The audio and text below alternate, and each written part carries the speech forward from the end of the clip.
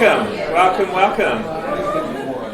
I'm just going to awkwardly clap, just because I'm recording the sound separately from the video. My wife told me that's the whole reason they have the clap, so you've got a spike to join to, so that's my flash thing. Okay, welcome to our Business Analysts and Beyond Meetup. A few new faces. Nothing like an AI topic to bring everyone out of the woodwork. So, let's have a look at what we're going to do. We are going to turn this back on because it's not on. Okay, first of all, we're going to meet some people, so we're going to awkwardly make you talk to strangers, so that should be fun. Then we have our panel discussion on how AI will impact the BA role. So our panellists are Elsa Murray, James, Louisa and Grant, and we'll introduce them a bit more in depth. Later, we'll have a talk about Analysis Collective Aotearoa, New Zealand's online BA networking grouping place. Talk about other events and then back into the networking. Big thank you to Epic for the venue. If you ever need a space, this is an awesome space, and then they have other meeting rooms. Talk to Epic. Okay, time to meet some people. So, find someone you don't know, ideally, or if it's logistically challenging, I'll let you get away with someone that's nearby. And what I would like you to talk to them about is, what is the one task in your job that you would just love to give away? Like, you know, if you could automate, get AI to take anything, what is the thing that you'd love? I'll give you a couple of minutes. Go.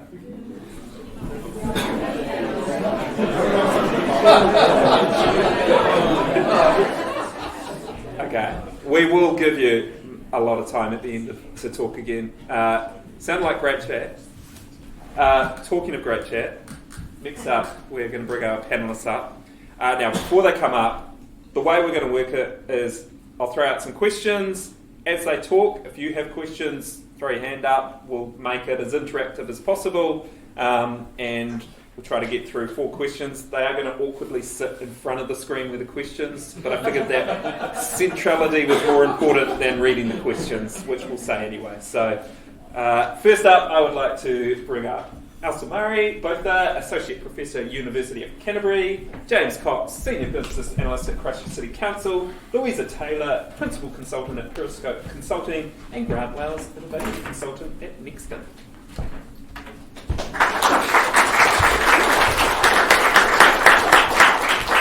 Okay, question 1. What impact are we seeing AI have on BAs today? And preset, Louisa's going to answer first. Gosh, there's a lot of things, but one is that you're probably spending a lot of your own time doing research to try and keep up. Definitely having to spend time to go out, look at different options. Kind of like if you've been used to having a suite of softwares which you've already played with, you're now going to have a suite of models and ideas and products in your easy reach that you can recommend or test. So there's a bit of an opportunity impact on you. You're spending some of your free time keeping up to date. I think the other thing is that there's a maybe an opinion brewing is if you're slow and expensive, then you might be replaced.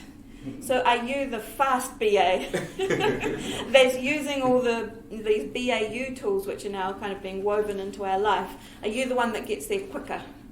And for me, I think there's also this 80-20 rule I was talking about with Elsa Marie earlier, is when we use an AI tool to get somewhere really quickly, there is something that's missing. Like I was reminiscing with Vaughan, we did a big research trip around New Zealand.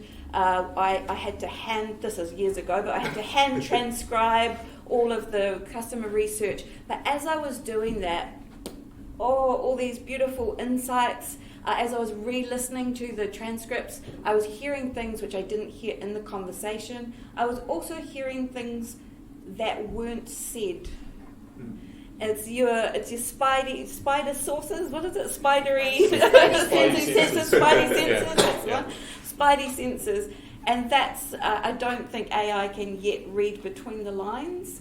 And so that's the special sauce that makes you an intuitive analyst.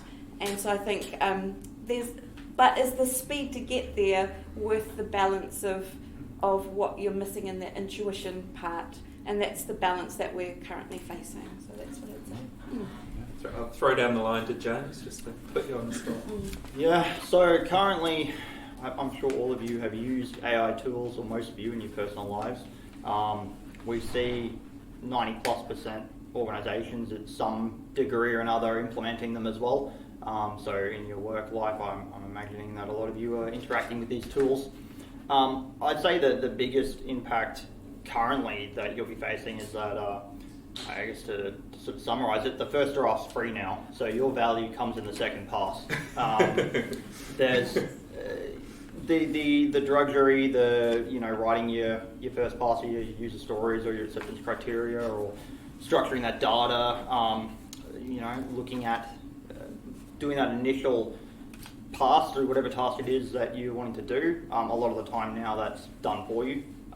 As you mentioned, you can potentially lose something there as well. And what we're seeing, I think, too, is that a lot of the junior roles that we may have seen in the past aren't coming through anymore. We know that a lot of companies are now, actively indicating that where they can downsize or not employ, they will with these tools, which means that those junior roles and the tasks that you might have cut your teeth on in the past just don't exist for people coming up anymore. The jobs just are simply disappearing at that lower end of the spectrum. So the few that do come through, there's a big task there for anyone senior in a mentoring capacity, because they're not going to have the opportunity to do those routine, mundane tasks that you would have done early on. Your data wrangling and your first pass of user stories. So that's all done by AI. So you're going to get junior VAs their role has become put the prompt in and pass the output. And teaching them about what is actually useful, what you're looking for is something that I think is going to become critically important for those few that are coming through. So I think you're going to see more of that, less of these junior staff coming up. But yeah, currently I think it's an augmenter, it's a force multiplier for your day-to-day job at the moment. Although how long that lasts, I'm not sure. Let's carry on down the line. Thanks. I might just, take a step back because I really thought about this. When I was working in South Africa, I worked I consulted into the Futures Institute. It was really interesting to see kind of how they approach it. So I tried to really think about strong and weak signals in the landscape now. So just 1 minute before I actually get my current. So I think it's really important. I think our conversation up to now has been with the assumption that we're going to continue in the current trend, where I think there are a few signals in the market that we just need to be aware of that can radically change how we use these tools. The first is regulation. So obviously we haven't had a strong hand in New Zealand. Just recently our AI strategy has been released, and massive backlash from most experts around the strategy. Louisa called it a brochure, like a coffee table brochure. Which was generous. So, and definitely, I think if there's a change of government, there'll be much stronger regulation around it. So that's the first thing. The other is public sentiment around AI. So increasingly, I'm seeing people push back, and there's this real disparity between kind of top-down boards wanting to implement AI and pushback from employees. We've just done a round of interviews with frontline employees around AI tools that's rolling out in the organization, and the question is just, why are we doing this? I don't want this. Companies like Klarna, who was very AI first, are hiring back, so they fired all their call center agents. They're hiring back their call center agents. So I do think that another weak signal is pushback against AI and the use of AI. So again, we need to first consider whether it's going to be as socially acceptable to use these tools going forward. And the last one is just trust. So 2 years ago, Bill Gates said, AI hallucination is going to be a thing of the past. And he was wrong, with the reasoning models being introduced and the reasoning models with hallucinations actually increasing. So at the moment, I'm absolutely seeing kind of that humans in the loop movement just being reinforced over and over again. Doesn't mean that hallucination issue is not going to be solved soon, but I think we need to think about those signals as we go ahead. A really interesting story, at Anthropic, they implemented a vending machine at the bottom of the building called Claudius. And they essentially gave Claudius free reign. It was a LLM in the background, and they said, you can order, and there's a kind of button that it could push to say a human needs to go and order and reload this. But they said, you need to run this in a profitable way. And they shut down Claudius after a few months. And of course it was because Anthropic employees asked it to order tungsten cubes, and it convinced it to hand out the tungsten cube for free, which the LLM did, etc. But the point is, if we're making predictions around the future of AI in a role, I would have predicted that AI could run a vending machine way before I would have predicted that AI can run an autonomous vehicle. So that being the context, I think there's already signals in the current market of what BAs should be doing now, and it's what good BAs are doing now. And I got really good advice once from a mentor saying that every new technology that rolls out just gets rid of all the shit stuff that's in the market right now. It's like a tsunami, and everything that's bad goes away. But the good stays and gets reinforced. And he said it was like when TV got introduced, all the good radio stations. And I think it's the same with BAs. So really good BAs now are cross-functional. They really play that interpretation role between different parts of the organization. They're really good at identifying the right business problems and identifying what data and information we need to solve that problem. They're really good at organizational storytelling, telling the story about why we're doing this and convincing people. And I think that is just that role is going to be amplified as parts of the BA DIM gets automated. The people doing those things really well will just continue and get stronger and stronger. Beautiful. Sorry, that was a long No, that was great. Honestly, for the course I'm trying to sell, she's just and Grant. So I think for me, heat versus light. There's a lot of heat around AI at the moment, and I think BAs are right at the forefront of that conversation. On one hand, BAs have to have this really strong empathy. You have to be intuitive. You have to be in tune, sitting alongside that person you're trying to understand, helping them to think through what they're trying to achieve, often when they don't even know what they're trying to achieve. And so there's that real human aspect of empathy and intuition and intrinsic knowledge and skills versus the other side of a BA role, which is actually translating that through into a specific process, right? And what we're seeing out of AI at the moment is a lot of heat. Everyone wants it. Oh, damn it, we've got to use it, got to use it. And it's nifty and it does some great tricks. But does it really have that process rigor? And to my mind, the conversations I've been having with BA people is it's all about risk at the moment. Is all your spidey senses are going off about these new projects coming down the pipeline. Fantastic, wonderful, but can you trust them? How will you know? What will the test regime look like?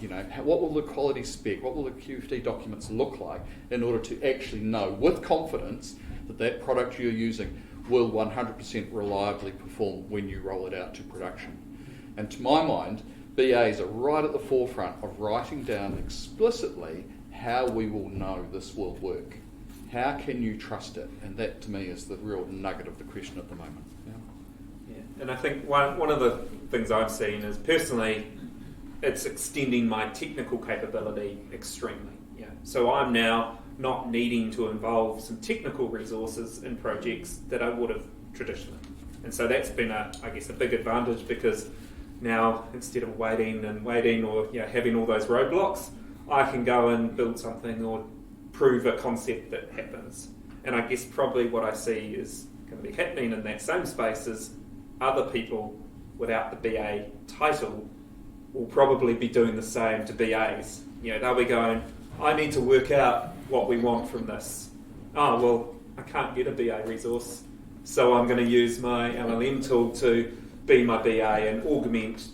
I've got some good intuition and BA skills. Most of us haven't gone and studied how to be a BA. It's something you kind of often fall into. So I think we're going to see the same, especially now. It's everyone's using it to take their skills as far as you can possibly go. Okay, so that's today. So let's look.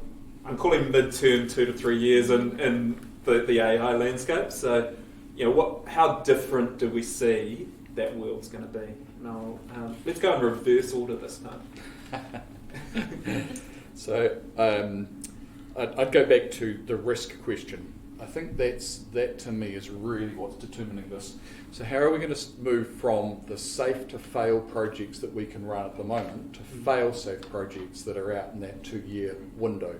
What are we putting in place now in our understanding and our processes and using our critical thinking in order to structure and develop the capability within organisations that will allow us to have much more confidence in deploying AI tools over the next couple of years? I think that's the real challenge for us at the moment. Certainly the types of tools and the way that we can work with them, I don't even want to hazard a guess as to what kind of things are coming down the pipeline, but I think the same fundamental BA skills of being able to interpret complex, nuanced data, produce the critical thinking, and then write and document structured processes in order to manage those is much the same. And I think broadly as an industry or as a profession, and I pick up on Vaughan's term was fell into. I prefer to say self-selected. Right? You have self-selected to work at that intersection between technology and people, and I think you're all very well placed for what's going to be coming down the pipeline over the next couple of years. Now, how you take that, pick it up, and use it as that force multiplier, that's a really good question. So I guess just on that, so obviously the impact of force multiplier means that me as a BA, I was working on 2 projects, now I can work on 4. So I guess what impacts do you see so that while BA may still be a really needed skill, will we need as many BAs? Hell yes, of course. Well, if you go to a maturity model, people know I bang on about maturity models. First step on a maturity model is individual heroics, basically an uncontrolled system, someone who champions the use of a tool. As you start to mature and you get more mature processes, you need to be able to document, you need to be able to train, you need to have cross-functional teams, you need to have standardised ways of working, you need to have QA and quality control processes in place. Well, surely that's exactly the sweet spot that this is working on. Right, let's carry on. Who was? I was. Oh yes, now we're reversing the line. We said that we're not going to be a panel that just agrees with each other, so I might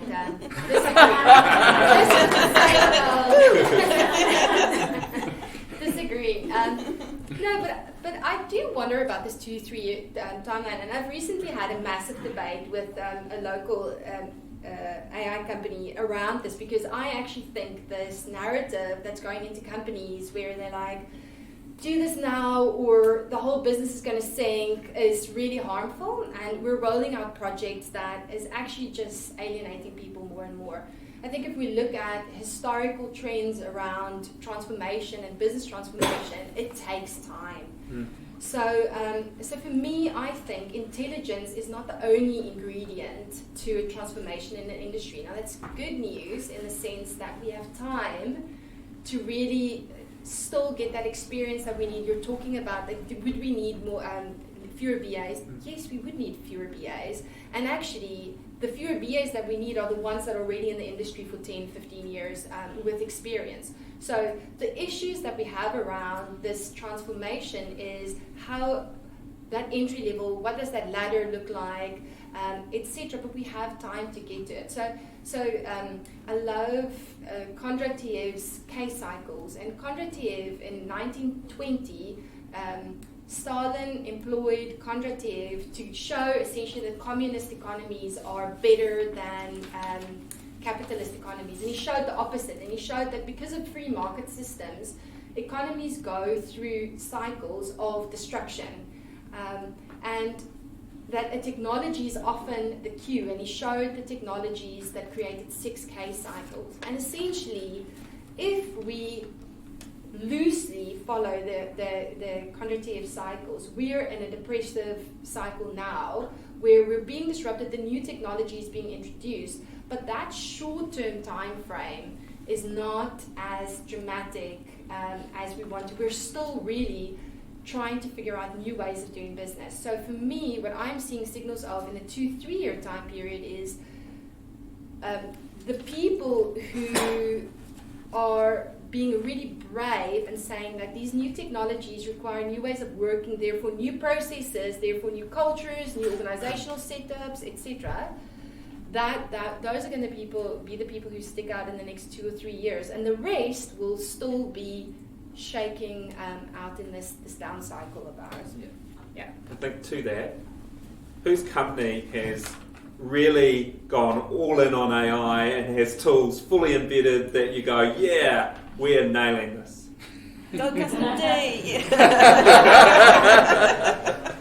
I think that's the point to the timeline, that none of this has happened at any of the speed that's actually predicted. I think that's the opportunity, though, isn't it? In the lean startup space, they talk about what do you need to know by when, and I think in that 2 to 3 year time frame, the opportunity is actually saying, within the next 2 years, we need to develop the capability of these kind of tools, these kind of skills and processes in-house. And it's not so much about the projects we're doing today, it's about the learning we're getting from those projects that we're doing today. Yeah. And we should be commissioning, specifically, we should be undertaking projects now that are safe to fail, specifically to get the learnings out of them for maturing that process. Okay. Next in line.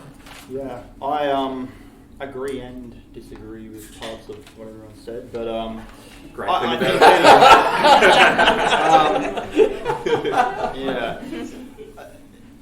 think what you said about the lag around organisations and the uptake is right. For example, we've got agentic systems now, and what I mean by that is AI systems that can autonomously do end-to-end processes. You've got Microsoft has one, OpenAI agents exist. And they're really good for certain things around coding and developing software and deploying software. The lag isn't the technology, it's the organisations at the moment. And the uptake of that is going to be a leadership question, not a technical problem to solve. But in 2 to 3 years, I would be very surprised if 15 to 20% of decisions aren't being made autonomously by AI systems. Now, what those decisions may be could be, the low-hanging fruit, the low-risk areas. You're still going to want that human in the loop at those key decision points where there's a high-risk decision being made.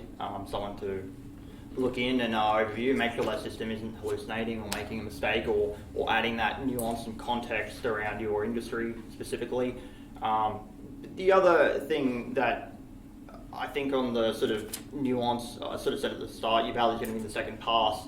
I think that will fade too, though, as companies move to sort of local models as well, where they aren't as worried about enterprise data being used by OpenAI or Microsoft to train systems, running local models within their own networks. They don't have to worry about data going out of house, so they will train these models on their own nuance and context. And then even then, at that stage, even you having that knowledge and skill set isn't going to matter as much. So it comes down to that human touch that you mentioned there, picking up on the unspoken requirements, the sort of empathy and meeting with stakeholders and getting what an AI system or a chatbot is going to get out of it. And that's where the value add is going to be, I think, in the medium term. And Louisa, would you like to disagree with everyone? Just keep the theme going. I've probably got a bit of a different take on it. I guess there's a lot going in a geopolitical sphere that could influence the direction in which we go. At the moment, we have a coalition government that's basically 2 sentences on the AI strategy is we're not going to regulate, do what you want. Essentially we are trying to get foreign investment to enhance adoption in New Zealand. I don't know how those 2 things really relate. if we do get a swing of government, we will get regulation. And while it has to be balanced, right, we don't want to stop innovation, but I think particularly in the government sphere, at the moment, as general citizens are not trusting of AI in New Zealand, we're very low on the OECD scale of trust. Our government has to prove that there are safeguards and guardrails for public decision making. So if a decision is made about you, if a review of election processes is done, there's lots of things that could go wrong, and at the moment there are no rules. That's quite scary, and we just had an opportunity to give rules, and we went, we'll get a group of people to work on AI ethics. It just got announced this afternoon, what they called it, the Artificial Intelligence Expert Advisory Panel. So I would expect them to have the highest standard of ethics, right? So, I actually know quite a few of these people, and they're very, very intelligent people and spot on, but there are more Davids than there are women on that panel. There is one woman, and I used to flat with her at uni. So, I respect her view, she's amazing, but that doesn't set the ethical standard for me for a New Zealand advisory panel on AI ethics. I held my tongue about replying on LinkedIn earlier, but I'll think through how I'm going to say it. So for me, the BA could be the holder of ethics within these decisions. So instead of going out to find the requirements might find themselves, but then it's how and why. What is the cultural context of your impact of this? Particularly in a government context, but in a business to your users, how will they trust that you have thought through the ethics of what you're doing, and how will you prove that? So actually being able to explain the process, the rules that you have done, and be very explicit about those rules, I think will become more and more important. Europe has regulated and have much stricter rules. If we're exporting technology to the world, we will have to meet the European. It's just like the privacy laws. We're led by that. And I think, again, America, if Trump manages to work out a way not to have another election ever and becomes the dictator that he wants to be, we'll be in a geopolitical space where we're held to account by ethical Europe and then the tech bro imperialism, and we'll be stuck in the middle deciding which market we want to be in, right? And we've already seen some governments over in Europe exit out of the Microsoft world and stuff like that, going, Ben Reed sort of paints this picture of going, we're moving from a world of nations to corporations. Actually the boundaries are going to start to disappear, and you're going to have corporations that run the world and have all of the power. And so I think some of the nations are starting to wake up to that and go, oh wow, we've got all of our eggs in someone else's basket. And we've already seen that as an American-owned company, they can turn around and say, right, deny service or give me access to their private data. And using American-based models may become unpopular with certain countries as well. They might just reject your product altogether if it's based on those models. So that's probably something that the holder of ethics can you uphold. Do you know the cultural context? And so your understanding of diversity and bringing in different viewpoints from your user base or from the country that is going to impact will be very important. Not really reflected in today's decision, but I'll say something publicly about that. and I think we can see the theme is where we're asking BAs to play is lifting, and so it's not down in the weeds. It's playing a much more of a leadership role in the projects that we're working in, and I think you're just going to see that escalate more and more. That they're not after doers. We're after people who can really drive things and think for themselves, because these projects aren't going to be nice little in a box with a bow around them and say please go do this. They're all going to be ambiguous and ethic bound and all of that sort of stuff. I think that's a really good point. That idea of interpreting between what has been explicitly asked for versus the alignment between vision and values of the organisation. That's a sweet spot for BAs, particularly if you can go back to that empathy and human skills. Often people will have a funny feeling about something that isn't quite right, but they won't be able to put it into words. And I suspect that what we'll see is that project charters and documents will need to become much more explicit around alignment with vision and values of organisations. At the moment, often vision and values are quite abstract things that are on the foyer wall, and but when it actually comes down to, do we actually live and breathe that? And particularly when you get down to things like diversity and inclusiveness and ethics, that alignment from what's on the foyer wall through to how it's actually going to be proven within a project, I think is going to be a really challenging space. Indeed. Okay, now we move to the long term. Do you want to ask them? Yeah. Yeah. Oh, sorry, not to. No, go. I promised it was going to be interactive. Oh, yeah. Any thoughts in that 2 to 3 years? Yeah. I'm curious about that last comment around the way we prove that a project aligns with the vision and values, because when we introduce something like AI, it inevitably forces a divergence, right? Because we've kind of got away with, for the last 10 years, putting our values on the wall and just leaving them there. Yeah. AI forces you to either live them or say, actually, that was just there to look nice, but realistically, commercially, we're going to do this. Yeah. And so how do you see that divergence playing out in the economy and even societally? Will we see a bigger divide as a result of that? Yes. I don't know what you think about company values, but they're just there on the wall, look pretty. What's going to drive it is return on investment and profit. And if you think anything else, then I think you're dreaming. Unless there's a dramatic shift in politics globally, then those are just values on the wall. Right. No, I think the challenge there is to translate from the values on the wall through to why is it good for this company in the long run, and somewhere in the middle is the ROI question. Yeah, if the values drive profit, then sure, they'll follow the values. Not just profit, it's just durability, sustainability, resilience, long-term success.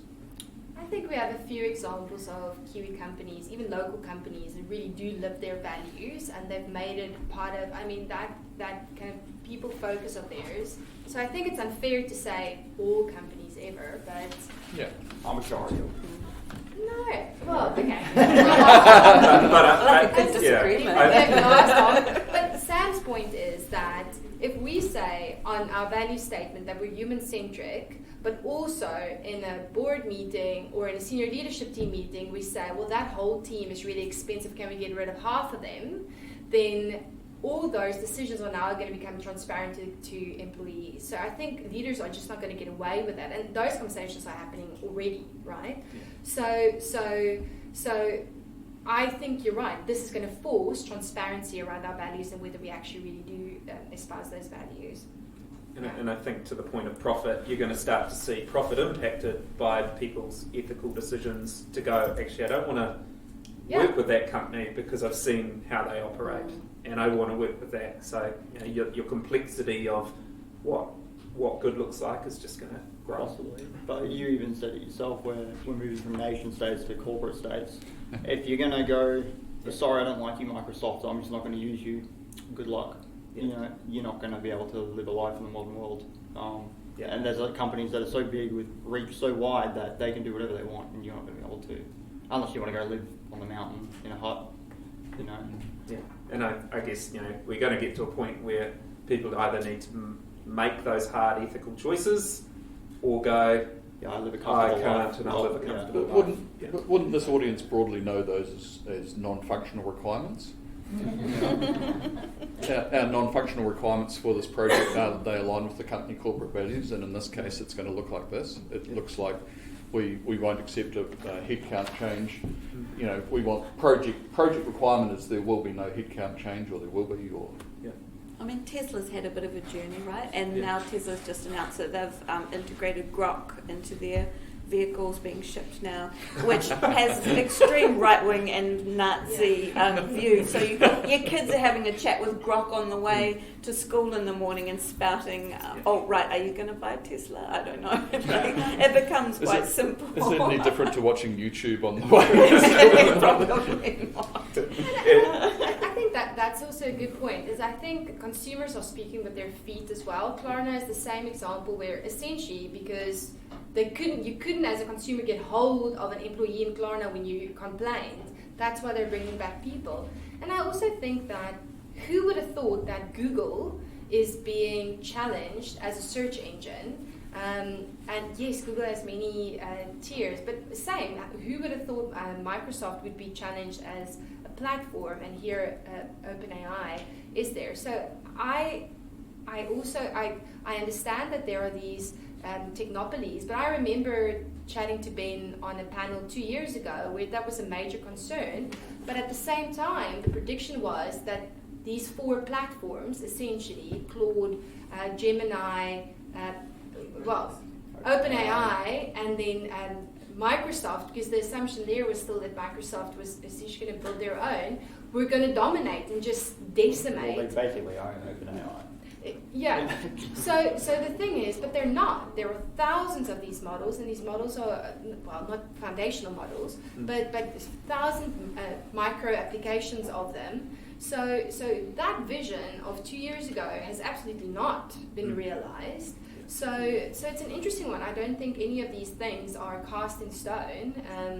And I absolutely think that there is a groundswell of resistance. Yeah. I think you'll start to see Europe's already dropping Microsoft, and if that becomes a wave, and if a Microsoft audience is dropped by Europe, then you will see a complete change in the landscape as well. Yeah. I think it should also remember how recently it was that OpenAI really came into the mainstream. Right. It's less than a year. Yeah. So That's when right. That's people right. talk about it now, most people That's right. thought of it as a science fiction thing that was going to happen at some point, but Exactly. and now everyone talks about it. I wonder in that short term as well that at the moment what's fashionable is LLMs, but actually one of the first, it wasn't the first, it was the second commercial product that I got into the market in, was it 2017, was actually deep learning, and I wonder if it can be a little bit more reliable and less prone to hallucination because it's learning from what you're telling rather than everything on the internet. So I wonder if there might be a wave of LLMs sort of, okay, we've done with that and it's reached its interest level, let's have a look at other types of AI that we can rely on more. It's basically like automation supercharged, right? So that's great for BAs, just like get stuff done and it evolves itself and does the project phase 2 itself, right? So, Okay. Yeah. So we can't agree on anything in the midterm. Let's see how precise we can get 10 years out. And I guess let's make this really specific because we have talked a lot of wider context. Let's just hone in on BA for this round. What is the BA role truly going to look like in 10 years' time? Let's start with who wants to kick that one off. I'll start. I think we need to make kind of one key assumption, and that is, and now I'm on your side for a minute. So the pain point with LLMs at the moment is user experience, right? So yes, it's democratized, etc., but the adoption within organizations is getting pushed back because of ways of working, etc. So there is a world in which agents just become totally autonomous and these big tech companies roll out agents that can essentially do major workflows. So I think that's also a wild card. I think this year was supposed to be the year of agents. I've not seen it. I think there's evidence of it, but I don't think it's delivered on the hype that it was supposed to be this year. But let's make an assumption that there are agents that could do fully autonomous workflows end to end. And I think that is going to be a major implication for BAs. So if we assume then that, there's an autonomous agent that can essentially track KPIs real time, and make adjustments or run business scenarios autonomously to track decision making and then to influence decision making. I think that's going to be a major game changer for BA. So I think largely based on that assumption, and if we look at the past 3 years and the progress that we've had, I think it is a safe assumption that at least big chunks of the work would be automated into simulations, etc. So if that is true, and essentially decision making and analysis is democratized, then what is it that BAs bring to the table? And not being a BA myself, which is actually an advantage in this space, because I think you're all biased,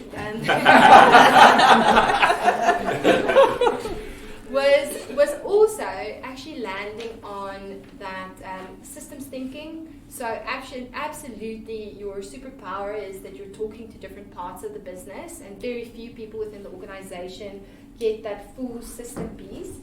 But I think, and that piece that you mentioned, Louisa, of ethical agents and bearing the ethical responsibility and the guardrails around that is absolutely true.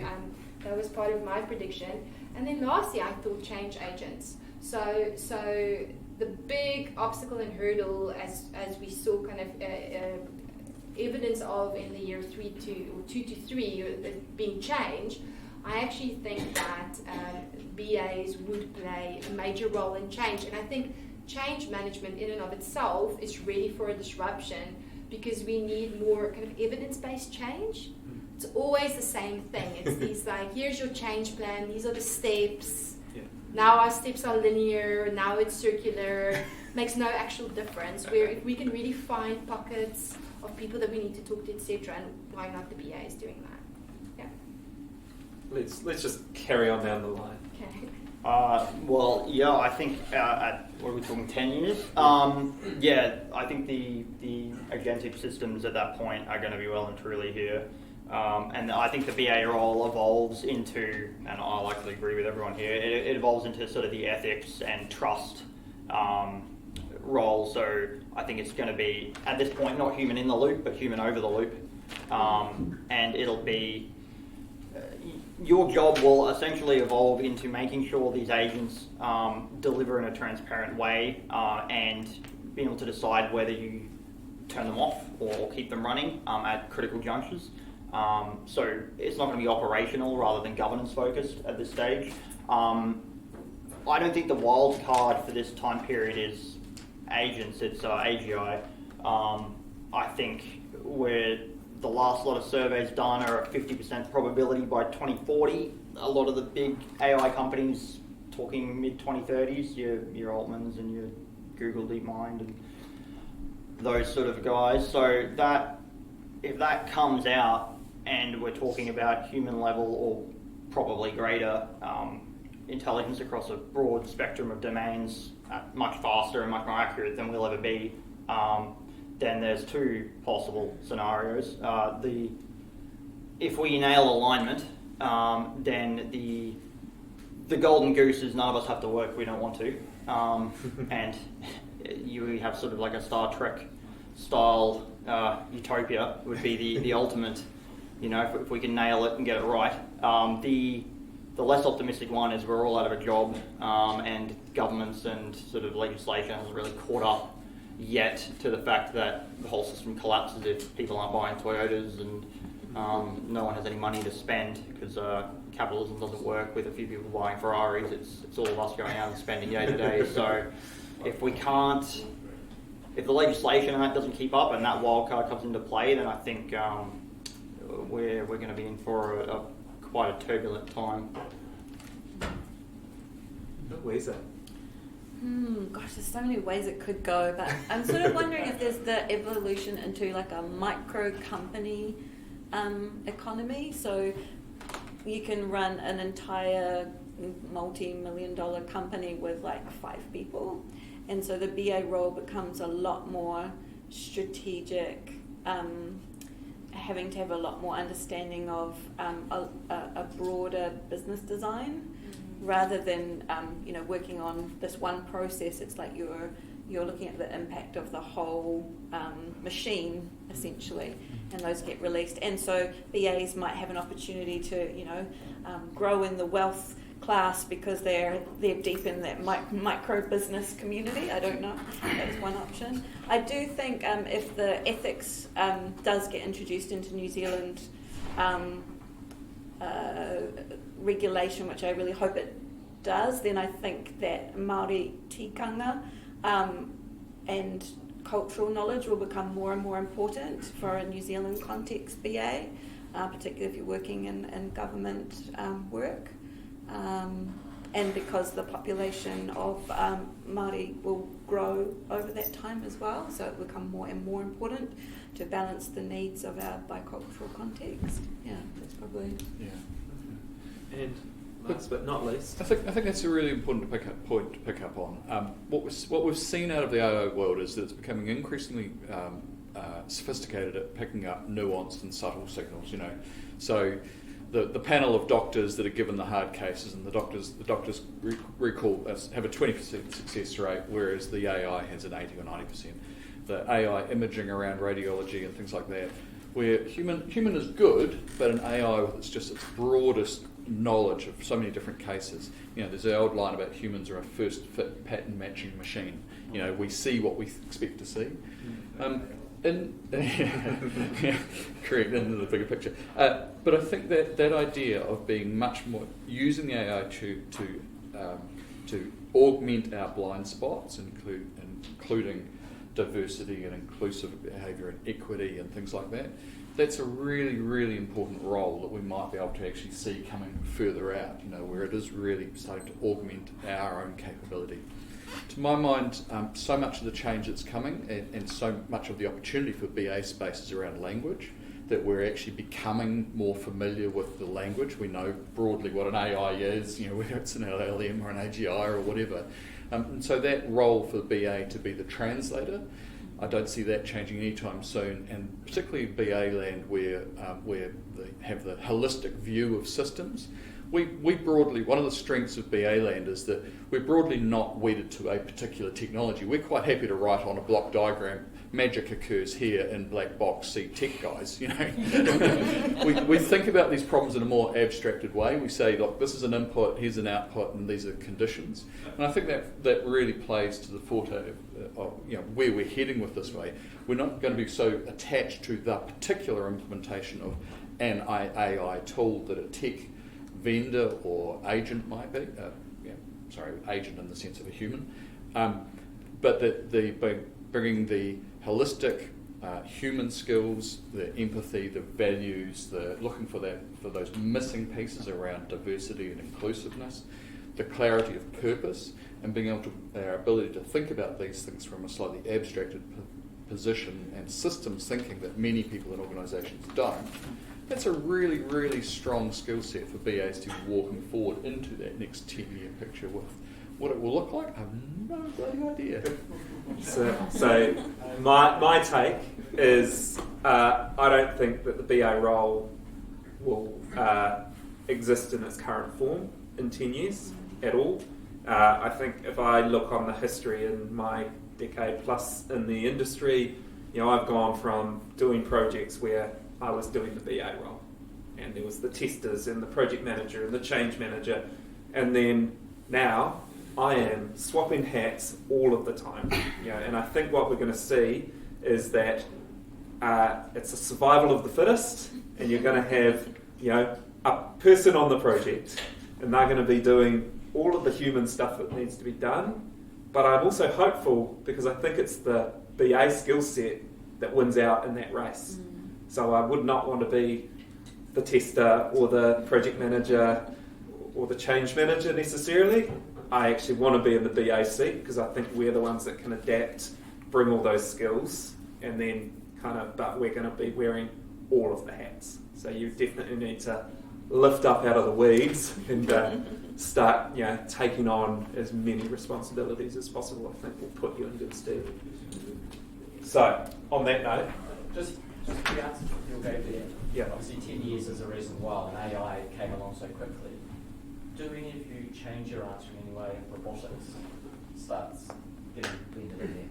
So now you've got something that isn't essentially sitting at a desk, because most of us probably do most of the time. Yeah. And we're already seeing that, Yeah. particularly in warehousing. Yeah.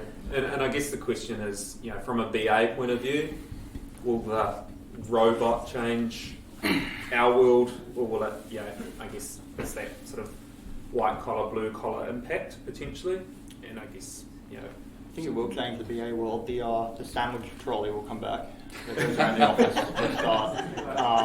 Because you don't have to push it yourself. Yeah, now. so that'll come back. But no, broadly yes. But putting the BA to the side, I don't think anyone would have predicted that it'd be white collar jobs that threat before your sort of blue collar jobs. But yes, robotics getting better. Boston Dynamics do some pretty impressive things, but getting a robot to walk across a novel room without bumping into the furniture is still quite a task. So your plumbers and your electricians are probably the safest job you could be in, I think, in the next sort of 10 to 20 years. So if you're looking to retrain, I'd be looking quite seriously at a trade. Got to disagree. Got to disagree on that one. Yeah. If you're going to retrain in BA space. With I can't quite get the turn of phrase out. Some of the innovation people help me, please. The absorptive ability of an industry for innovation. I can't quite get the turn. It's the idea of the capacity of an industry, or capacity of an organisation to absorb innovation into it. And I think what we're seeing even now is the technology is often ready, but the organisation isn't. And particularly when you get to bigger organisations and bigger government, there's such a lag, One of the things that gives me the absolute horrors at the moment is the idea that an AI organisation, rephrase that, our ability to manage knowledge is really weak. All of our organisations have documents that are called Raywin's final copy, final Mark's version, blah, blah, blah, right? Now, it's one thing when you have 4 different versions of that document running around between an educated team. It's a whole different thing when you've got an AI that's just dragged that up.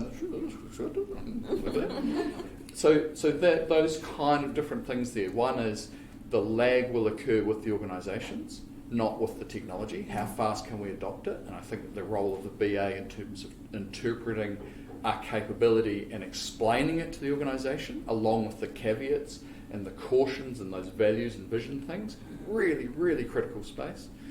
And evolution doesn't occur as a continuous curve. It's punctuated evolution. We have a big burst of evolution, and then we have to settle for a while the capacity of the organisation settles and grows and gets ready for that next spurt of innovation. And so does my view of that future line change with robotics coming into it? No. I think it's highly likely, of course, that I think that blue-collar work has been threatened and been assumed to be threatened for a long time. Due to automation, we've been able to see what it looks like. I think what's much harder for us to envisage is, with this punctuated up spike of evolution we have at the moment, what the hell that thing looks like in the future from a white-collar perspective. You've got like Ocado supermarket runs across Europe, and it's like fully online, and their warehousing pick and pack is fully robotic. There are no humans involved, but there's a whole IT team, maintaining it. So there is jobs, within the company. So I think not every company can achieve full automation, and it has to be such a repeatable process that it's worth the constant investment. I think the companies that I've been working with on deep learning solutions, they don't realise that their proof of concept is just the baby. And actually, if you think of it as intelligence, like as my brain, I had to go to then primary school and then intermediate and then high school and then university, and that is it's an investment of time, investment of energy, and you have to do the same with the deep learning algorithm neural network as well. You have to keep training it, or it takes time to keep learning and absorbing. So sometimes you have to find the thing that's fully repeatable to want to educate your baby neural network into a university graduate. Otherwise, you might not actually get the value out of it that you want. So we have to look at those high value, highly repeatable things that are worth investing that time in, because not everything is. What's the trifecta, right? Non-sensitive data, highly repeatable, and get rules-based for automation. Yeah. Okay, right. I'm going to give you 30 seconds each to do the pitch of what skills should BAs focus on to stay relevant. So let's go this way down the line. 30 seconds of time again. Language, your ability to interpret a complex, nuanced idea into explicit language that people can buy into. Science communication, a deep understanding of where culture and different people are affected by your model, and who you might need to consult with to make sure that it is going to have good outcomes. I'd say your basic AI literacy, your automation-aware process mapping, and some of the ethical frameworks around AI and being able to explain outputs and transparency around those outputs. Yeah, I'm going left field. I'm going to say creativity. If I really think about a BA adding value to my team or in the past 3 years, I would say it's somebody that could make decisions, run an experiment quickly, come up with new markets, come up with new products, get the information I need to make a decision, an adequate decision. So for me, it's creativity, and then even more so kind of design thinking behind that creativity, being kind of user-led. So I think evidence-based creativity. Maybe the intuition, the spidey senses is the important bit which the AI can never achieve as well. And one last poke for innovation. Creativity and spidey senses are processes, and you're all good at process. And I think all of that is about, we're going to need people who aren't just order takers. There's going to be no order taker roles in this space anymore. So you need to get out of order taker mode and get into self-leading. You're not going to be told do this, do that. So stepping up out of the weeds. I would add out of the box thinking and critical thinking. Yeah. I mean, you're only going to have inside the box thinking from these AI tools, aren't you? Unless you prompt it correctly. Right. Any questions to round out the evening? I'm going to ask that. So I'm writing for this. So I've been dealing with technology into environment for and it's part of it was been going into it. I was very lucky. I studied at Justice and then on the legal system. I was involved in projects to introduce computing and automation, all those things. And I've been in multiple companies things. All I'm seeing is history repeat itself. And you're trying to sell this great thing that's supposed to be just things hard. Yes, it can. But the point is, it's still got to have controls. And this is the danger we've got. And tech submitted, it's 5 years ahead or 2 years. We haven't got legislation in place. Everything filters down to the society whether they want it to or not. The delay in the society is 20 to 25 years. There's a huge vacuum. This month has been the highest amount of firing in technology. And I'm fine. I don't care. I've got enough money and they can ship anything. But my point is, this is part of your job as well. Was my job within the course? I can't see how you guys can split yourself off just because you're in business. And that's something you're going to be, I'm not telling you, I'm saying, from my experiences, you will be held accountable for that at some stage when you're doing this role in the future. This is happening now. And you can see it in the law because it needs to happen fast. Because otherwise it's something just going to fall over. Yeah. Thank you. What are we going to be held accountable for? Yeah. I actually think that that's a really good point, is that accountability piece as well. Really interesting that who takes accountability for the decisions, and I think organizations are making whack decisions around that at the moment. So that's also a potential role for BA. Did you? You indicated that roles in the future for BAs will become more generalist, particularly around projects. You're going to be doing everything. Yep. But that will require culture change with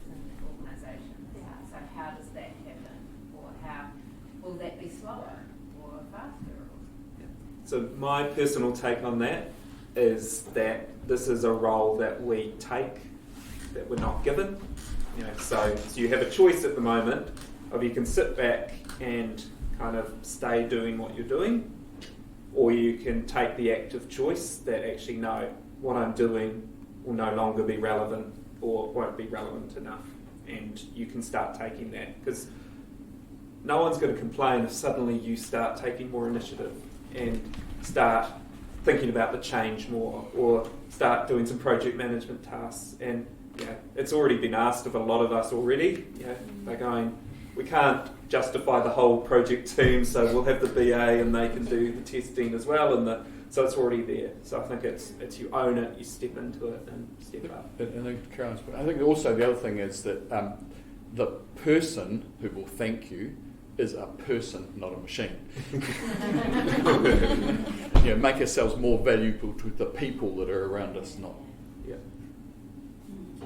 Is there I just think about New Zealand culture, particularly as a small country, a small city. You bump into people, you know people, you do business with people who sponsor your local kids' sports team and that sort of thing. Like, there's a whole piece of how we do business in New Zealand and in other small countries or other small towns, perhaps even in big countries, that relational side of things that AI doesn't do, that people do, and I think it's important not to lose sight of that. And I guess the hope is that what is automated and taken away is all the drudge, and you're actually left with doing mostly people contact stuff. And as a BA, most of our role is hopefully actually translating and workshops and conversations and prompting those things that get the information into the AI engines, so that we are actually I'm really excited, because some of the dull stuff, that I'll go and do the really fun stuff of the people stuff, and then go have to lock away drudge on something. I just want to make a comment on that, because I hope all of you are following Ethan Mollick. He is absolutely visionary, but he recently did some research, or he posted something that Eric Brynjolfsson did on what is being invested in AI versus what employees want.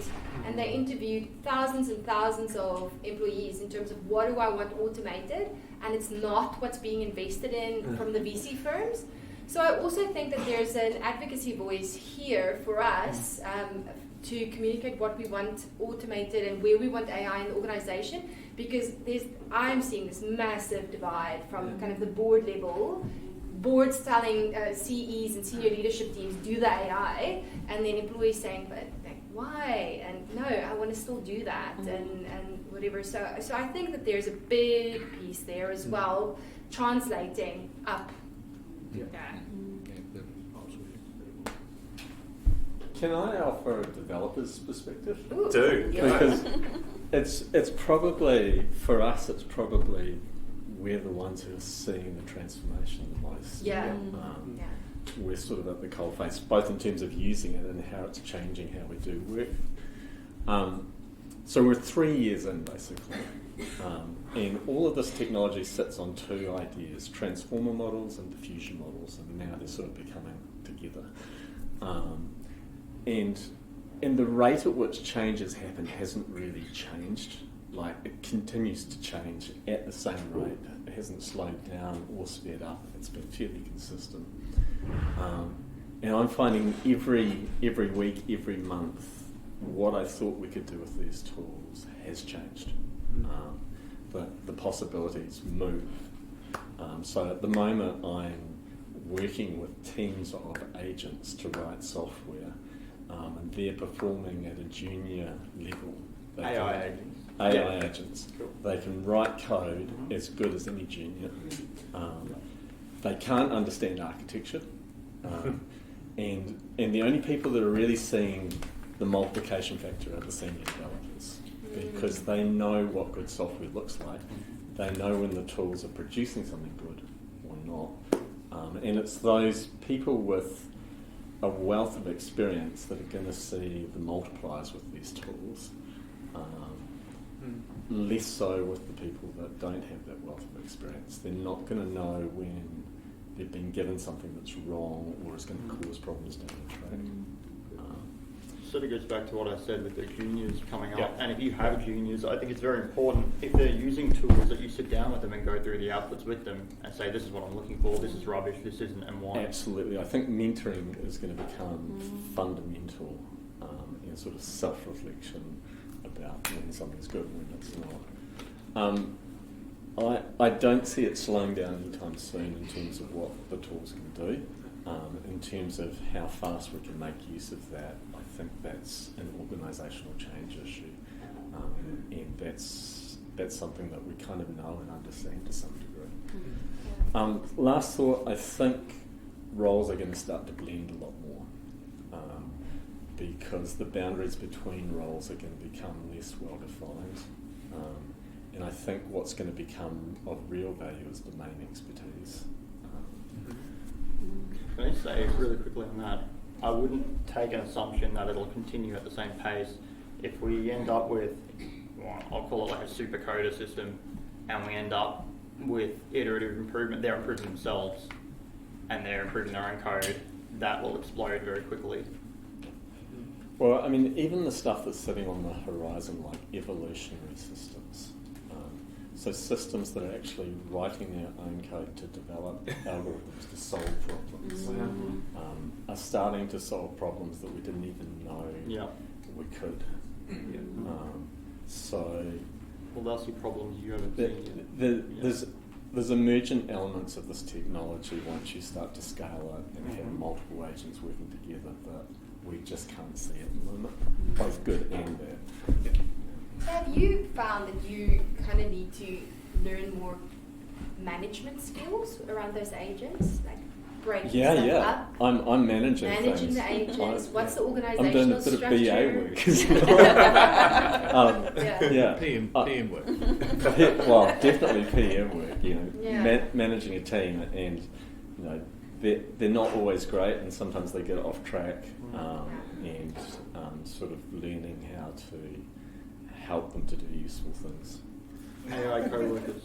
AI co-workers, augmentation rather than replacement. Right.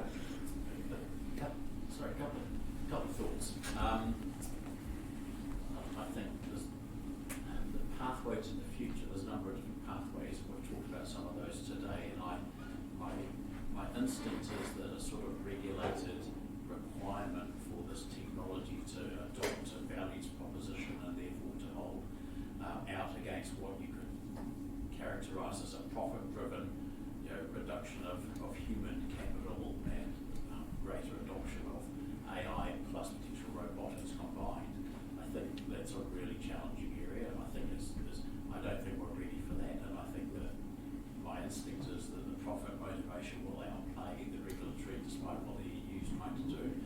And I think globally that's a real challenge. So that's my first observation. My second one is more real time now. So in this room, there is potential to talk about for people to pivot, grow, broaden horizons, and look at things through a values lens, and to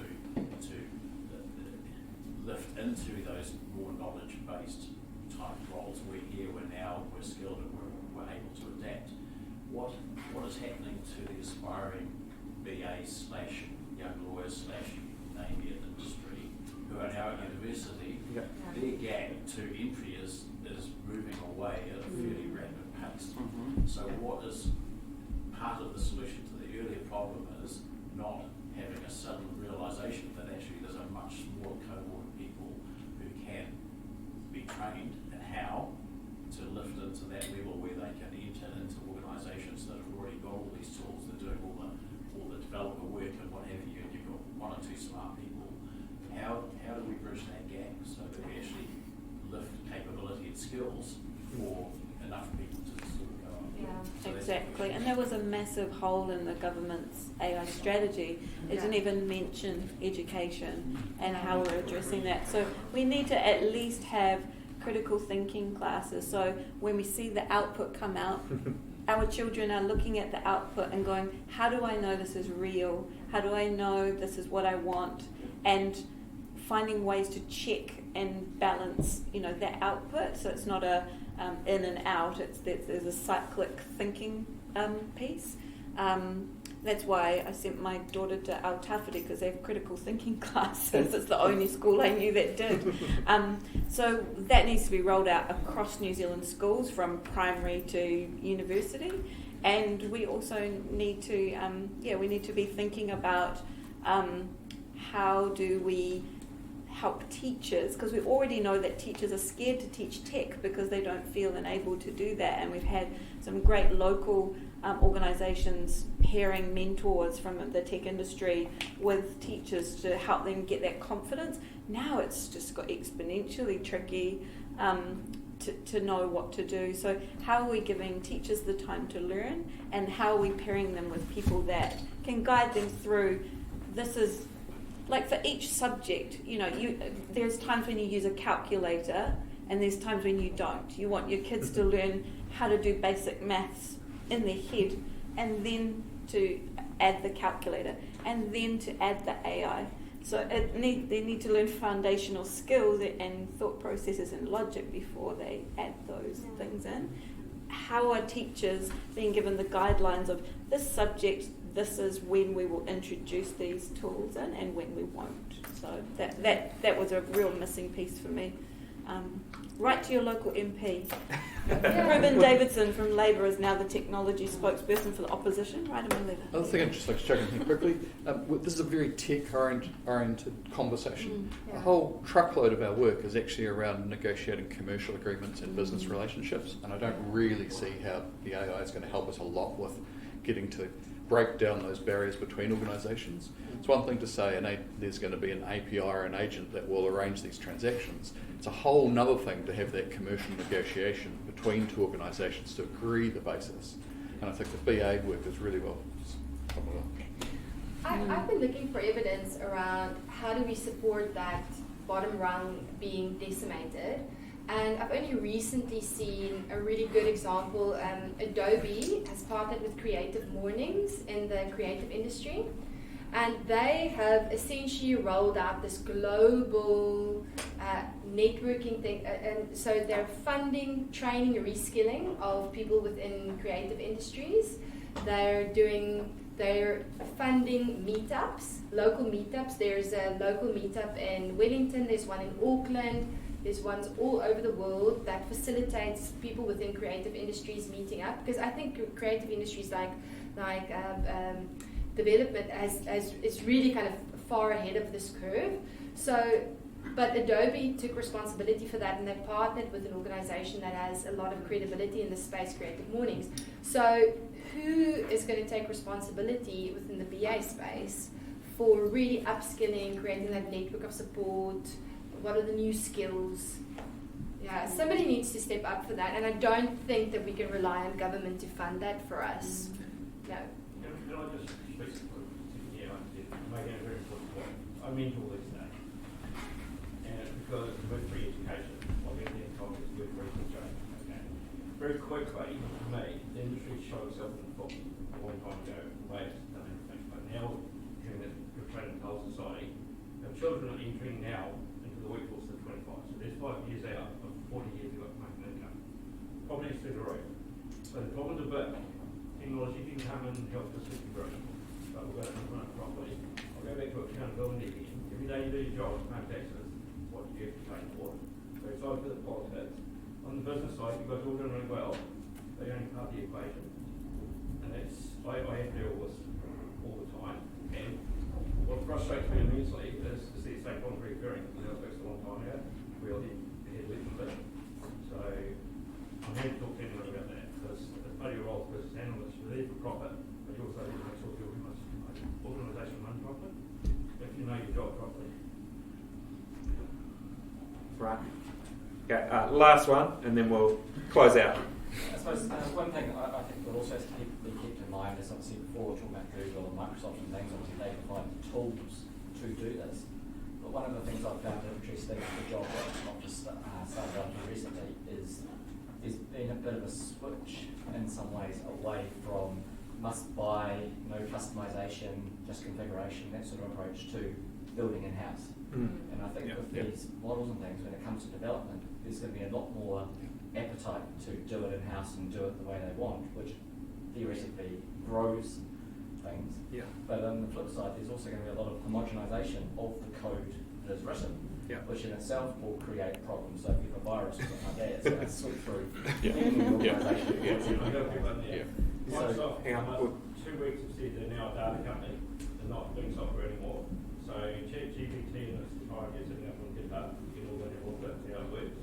It's their version to Copilot. So they spent $2 billion, they're going to back the community. That's simple. Yeah. Cool. Right. Thank you to our lovely panellists. Great fun.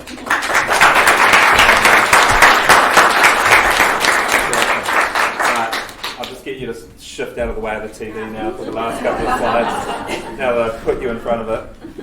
Okay, just a couple of things to quickly flash through. Have you connected with the Analysis Collective Aotearoa? Yes. So, good work. So this is, I'm a real big believer that community, and I think we're hearing community is becoming more and more important, is critical. So me and a couple of other people have started this basically in response because no one else was. So this is hopefully an aggregator of everything that's happening from the BA world. So there's lots of cool meetups. There's the BA career meetup and things like that, and IOBA and all those things doing stuff. But it's really hard to navigate unless you know. So this is one place where you can come see everyone that's running those things, those events, and then we also have a forum. So you have a community you can go to if you're that sole BA in the place and you go, help, come to the forum and you can ask your questions and have lots of people throw their ideas down. So go check out the ACA. Other events. So next month, our next event, Curiosity Unleashed. So Matt Duce, Head of Consulting at Red Vespa, is actually flying down from Auckland to speak at this one. So, and he is going to talk all things curiosity and basically how a bunch of companies stopped being curious and what happened to them and what that sort of means for our roles as BAs. Now plug for the Next Level BA workshop that I'm running. Teaches all of those sort of higher level skills of what we're wanting BAs to step up. So really stepping up into those leadership roles. So I'm taking it on a little roadshow around the country. So if you know anyone in Auckland, Tauranga, Hamilton, New Plymouth, Palmerston North, Wellington, Dunedin or Christchurch, please let them know. I'm also doing a meetup event in Tauranga, Hamilton, New Plymouth, Palmerston North and Dunedin, who get no love from anyone. So we're trying to start some momentum, get people in the room and get that started. And so yeah, if you know anyone in those towns, please share. Or, just want to say I've been through Law's course, definitely worth it. Absolutely great. Thank you. Would you like people to actually help write education legislation in this country at the moment? Like let them do it for you. That's simple. Cool. Sweet. Cool. Okay, there's the upcoming other events. There is the Festival of Business Analysis. It's going to Auckland and Wellington and not here. But there is an online version for those who love sitting in more online meetings. I personally can't stand the idea of going to an online conference, but anyone that is, Festival of Business Analysis. Otherwise, you could travel to Auckland and Wellington. And that is it. Go finish the food so I don't have to take it home. And here's some links to all the things I've talked about. And another big thank you to our panellists.